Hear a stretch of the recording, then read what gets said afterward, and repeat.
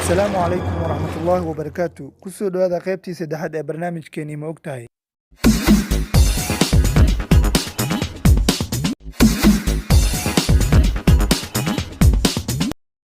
ma ogtahay in gabadhii ugu horeysay oo muslim ah ee si dimuqraadi ah loogu doorto jagada ra'iisul wasaarnimo ee waddan Islaami ah ay ahayd Benazir Bhutto oo u dhalatay Bakistan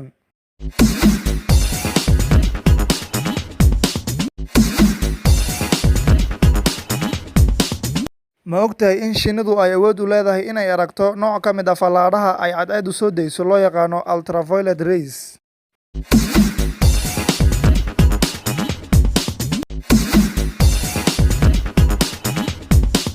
ma ogtahay in jirkeena meeshii ugu adagi ay tahay lakabka sare ilkaheena lakabkaas oo loo yaqaano enamel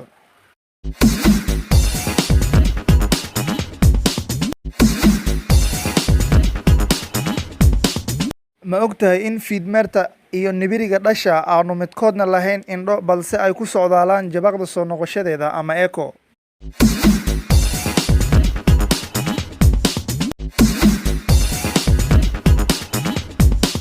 ma ogtahay in shabeelka dhadigiisa loo yaqaano kuti halka labkiisa loo yaqaano aaree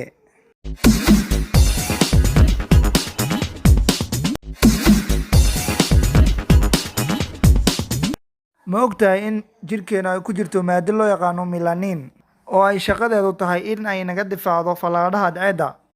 sidoo kalena mas'uul ka ah soo saarista midabka maqaarka jirka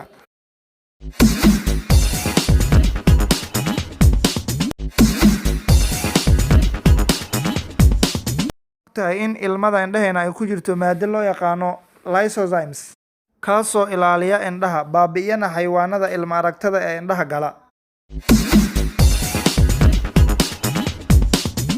ma ogtahay in badda ama xarada ugu dhanaanka badan xarooyinka adduunka ka jira ay tahay Dead Sea ama badda dhimatay taasoo ku taalla waddanka Jordan ma ogtahay in ururka qaramada midoobay lagu dhisay magaalada San Francisco ee ku taalla dalka Mareykanka 1945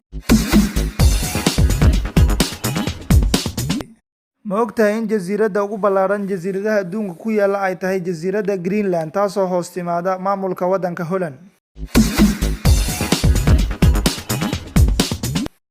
ma ogtahay in shirkadda Snapchat ay aas-aaseen Evan Spiegel, Reggie Brown, Bobby Murphy 2011 mase ogtahay qiyaas la sameeyay 2020 in lagu ogaaday shirkadda Snapchat in ay isticmaalaan dad gaaraya 229 milyan waliba si joogto ah waad ku mahadsantihiin daawashada muuqaalkan fadlan haddii aad ku cusub tahay channelka subscribe share lana wadaag asxaabtaada si ay ula faa'iidaystaan wassalaamu calaykum waraxmatullaahi wabarakaatuh